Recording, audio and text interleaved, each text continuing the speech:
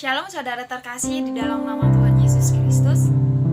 Semua dalam keadaan baik-baik saja, amin. Saat hari ini saudaraku, kita akan sama-sama belajar tentang kebenaran firman Tuhan. Biarkan firman Tuhan ini menjadi kekuatan bagi saya dan saudara untuk menghadapi setiap proses, untuk menghadapi yang namanya tantangan kehidupan yang terjadi saat ini, saudara. Mari sama-sama kita buka kebenaran firman Tuhan di dalam Efesus 4 ayat 17 sampai 18. Efesus 4 ayat 17 sampai 18. Sebab itu kukatakan dan kutegaskan ini kepadamu di dalam Tuhan, jangan hidup lagi sama seperti orang yang tidak mengenal Allah dengan pikirannya yang sia-sia dan pengertiannya yang gelap, jauh dari hidup persekutuan dengan Allah karena kebodohan yang ada di dalam mereka dan karena kedekilan hati mereka. Firman Tuhan saat hari ini saudaraku, temanya adalah respon yang benar di hadapan Tuhan. Respon saudaraku berbicara tentang sebuah tanggapan. Respon juga berbicara tentang sebuah reaksi. Dan respon juga berbicara tentang sebuah jawaban. Merespon saudaraku yang benar bukan ketika melihat masalah besar atau kecilnya saudara, tetapi bagaimana saya dan saudara meresponi masalah itu dengan benar. Cara respon umat Kristen saudaraku di dalam menghadapi masalah hidup, kita tidak boleh yang namanya berputus asa. Respon orang Kristen ketika menghadapi yang namanya masalah hidup, kita harus semakin mendekatkan diri dengan Tuhan. Respon orang Kristen dalam menghadapi masalah hidup menguatkan iman dan harus tetap bersyukur kepada Tuhan. Kita sudah banyak melihat tokoh-tokoh Alkitab saudaraku, bagaimana mereka meresponi masalah mereka dengan benar, bagaimana mereka memberikan respon yang benar ketika mereka menghadapi yang namanya kesukaran-kesukaran yang terjadi di dalam kehidupan mereka. Saat hari ini saudaraku, kita akan melihat bagaimana respon Ayub saudara. Mungkin saudara juga sudah sering mendengar cerita tentang Ayub, bagaimana Tuhan izinkan segala sesuatu terjadi kepada Ayub. Sakit penyakit, dia harus kehilangan kekayaan, dia harus kehilangan anak-anaknya, bahkan istrinya sekalipun meninggalkan Ayub. Tetapi saudara tahu bagaimana respon Ayub saudaraku? Respon Ayub selalu benar di hadapan Tuhan. Bahkan Tuhan membanggakan Ayub di hadapan iblis. Karena apa saudaraku? Karena karakter Ayub, karena sikap Ayub, karena respon Ayub yang benar di hadapan Tuhan. Ayub ini selalu dia memberikan yang namanya ucapan syukurnya di hadapan Tuhan. Dia selalu memberikan yang terbaik di hadapan Tuhan, sekalipun kesukaran, sekalipun goncangan terjadi dalam kehidupannya. Pertanyaannya saudaraku, bagaimana saya dan saudara ketika masa pandemi seperti ini, ketika doa-doa kita tidak Tuhan jawab, ketika tantangan, goncangan Tuhan izinkan terjadi dalam hidup kita, pekerjaan kita, ketika kita harus kehilangan pekerjaan kita, bagaimana respon kita saudaraku untuk menghadapi sebuah goncangan yang terjadi? Mari sama-sama kita kembali belajar dari kisah Ayub saudaraku. Karena Tuhan mau saudaraku iman kita itu semakin diteguhkan di dalam Tuhan. Jadi kalau sekarang kita dalam keadaan digoncang saudaraku, berarti iman kita itu sedang dimurnikan. Iman kita itu sedang dipoles, sedang dibentuk, sedang diproses. Untuk apa? Agar iman kita itu teguh di dalam Tuhan. Agar kita itu semakin mengandalkan dan melibatkan Tuhan di dalam kehidupan kita saudara. Dan yang kedua saudaraku, kita harus belajar yang namanya Daud saudara. Daud ini orang yang selalu menang di setiap peperangan saudaraku. Bahkan suatu kali Daud harus melarikan diri dari kejaran anaknya sendiri Absalom. Tetapi saudaraku, bagaimana respon Daud ketika dia harus dikejar anaknya sendiri, ketika dia harus dijatuhkan oleh anaknya sendiri saudaraku?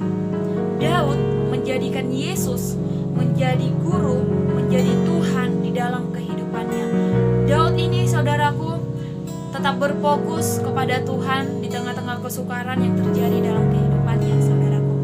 Bagaimana saya dan saudara ketika Tuhan menjadikan saya dan saudara menjadi pelayan-pelayan Tuhan, Tuhan mempercayakan pekerjaan-pekerjaan yang luar biasa bagi saya dan saudara, berkat Tuhan mengalir bagi saya dan saudara. Jangan pernah sombong saudara, karena apa yang kita miliki semua berasal daripada Tuhan. kekuatanmu, jangan pernah andalkan yang namanya materimu, jangan pernah andalkan yang namanya kekuatan manusia, saudaraku. Segala sesuatunya itu terbatas, tetapi ada kekuatan yang tidak pernah terbatas, yaitu berasal daripada Tuhan, saudara. Saat hari ini kita akan belajar apa yang Tuhan mau ketika kita menghadapi yang namanya kesukaran. Ada 2 poin yang Tuhan mau ketika kita menghadapi yang namanya kesukaran, saudara. Yang pertama, yang Tuhan mau agar kita selalu berdoa di hadapannya. Yakobus 5 ayat 13, kalau ada seorang di antara kamu yang menderita, baiklah ia berdoa. Kalau ada seorang yang bergembira, baiklah ia menyanyi. Saudaraku, doa ini adalah percakapan kita dengan Tuhan. Berdoa, saudaraku, cara kita untuk membangun yang namanya hubungan kita dengan Tuhan. Sebagai orang Kristen, berdoa adalah napas kehidupan orang percaya. Kalau kita tidak berdoa, berarti kita tidak hidup di dalam Tuhan. Ya, seperti firman Tuhan katakan, kalau menderita, baiklah ia berdoa. Ketika kita menghadapi yang namanya kesukaran, saudaraku, jangan kita langsung membuat status kita di Facebook ketika kita dalam kesukaran. Jangan sampai orang tahu kalau kita sedang digoncang, saudaraku. Tapi yang terlebih dahulu yang kita lakukan adalah berdoa. Libatkan Tuhan di dalam kesukaran, libatkan Tuhan di dalam goncangan yang terjadi. Andalkan Tuhan di segala perkara yang terjadi dalam kehidupan kita. Karena kita tahu, saudaraku, hanya Tuhan yang sanggup menolong saya dan saudara. Hanya Tuhan yang sanggup memberikan yang namanya kelegaan bagi saya dan saudara. Ketika kita dalam kesukaran, kita berdoa, saudaraku, disitulah kita akan melihat yang namanya kuasa Tuhan. Disitu kita akan melihat yang namanya sukacita Tuhan berikan bagi saya dan saudara. Yang kedua, saudaraku, yang Tuhan mau ketika kita menghadapi yang namanya kesukaran, hati kita semakin melekat kepadanya. Saudara boleh membaca di Mazmur 91 ayat 14, saudaraku. Melekat kepada Tuhan berarti bertekad menjadi pelaku firman Tuhan. Kekristenan bukan berbicara tentang sebuah teori, melainkan pengalaman hidup berjalan bersama Tuhan setiap hari. Saya mau ulangkan kepada saudara, kekristenan itu bukanlah teori, melainkan pengalaman hidup berjalan bersama Tuhan setiap hari. Berjalan bersama Tuhan yang artinya kita harus bergaul karib dengan Tuhan, membangun hubungan kita dengan Tuhan, saudaraku. Ada banyak orang yang mengatakan mereka menjadi pengikut Kristus, tetapi tidak melekat kepada Tuhan, memilih berjalan menurut keinginannya sendiri, malas membangun persekutuan dengan Tuhan, menjauhkan pertemuan-pertemuan ibadah, saudara. Dan ada banyak juga, saudaraku, yang memaksa Tuhan itu untuk mengikut apa yang kita mau. Sampai-sampai kita tidak mau mengikuti apa yang Tuhan mau dalam kehidupan kita. Saat hari ini, saudaraku, Tuhan mengajar bahkan menegur saya dan saudara, bagaimana kita harus memaksakan diri kita untuk mengikuti apa yang menjadi kerinduan Tuhan di dalam kehidupan kita, saudaraku.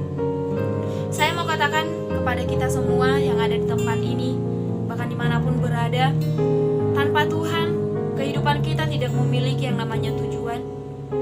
Tanpa Tuhan, hidup kita tidak memiliki yang namanya makna. Dan tanpa Tuhan, hidup kita tidak memiliki yang namanya pengharapan. Maka saat hari ini, saudaraku, di masa-masa pandemi seperti ini, di masa-masa kesukaran seperti ini, kita harus tetap memberikan respon yang terbaik kepada Tuhan. Mari sama-sama kita belajar dari kisah Ayub, bagaimana pengenalannya kepada Tuhan. Mari sama-sama kita belajar dari tokoh Daud, bagaimana dia berkenan di hadapan Tuhan. Bahkan 2 poin yang Tuhan mau ketika kita menghadapi kesukaran. Yang pertama, yang Tuhan mau supaya kita selalu berdoa di hadapan Tuhan.